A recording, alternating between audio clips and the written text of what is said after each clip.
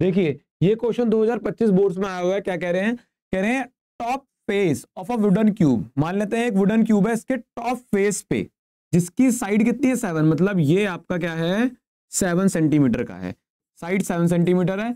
इसमें हमें डिप्रेशंस निकालने हैं, कुछ हेमिस्फेरिकल डिप्रेशंस निकालने हैं, मान लो कुछ इस तरीके के, जिसकी रेडियस कितनी है 0.35।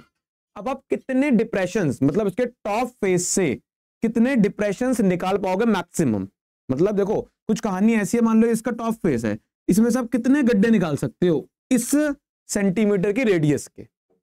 अक्सर जब हम ऐसे क्वेश्चंस करते हैं तो हम इनके ना वॉल्यूम्स को डिवाइड कर दिया करते थे, बट ऐसा इसमें होगा नहीं, क्योंकि दो सवाल, एक तो इन्होंने पूरे क्यूब की बात नहीं करी है कि मैं इस पूरे क्यूब में से कितने डिप्रेशंस निकाल सकता हूं, यहाँ पे पॉइंट टू बी नोटेड खाली टॉप फेस की बात करी गई है।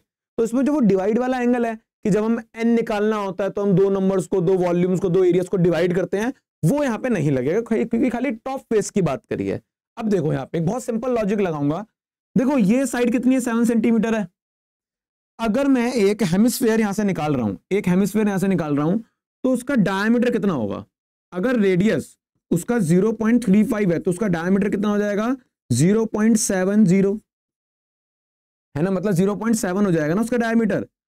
अब अगर मैं देखूं कि इस साइड पे, देखो मुझे तो पूरे ही टॉप फेस पे हेमिस्फेरिकल डिप्रेशन निकालने हैं, बट चीजों को आसान बनाने के लिए पहले मैं देखता हूं कि इस साइड के थ्रू कितने डिप्रेशंस निकाल सकता हूं मैं। तो देखो ये पूरी साइड कितनी है 7 सेंटीमीटर की साइड है। अगर मैं यहां पे मतलब 0.7 डायमीटर के डिप्रेशंस निकालना चाहूं तो करीबन करीबन कितने डिप्रेशंस निकलेंगे? 7 सेंटीमीटर की उसकी पूरी लेंथ है, एक डिप्रेशन कितना स्पेस घेर रहा है लेंथ वाइज, देखो हम लेंथ वाइज देख रहे हैं, लेंथ वाइज कितना स्पेस घेर रहा है एक डिप्रेशन 0.7।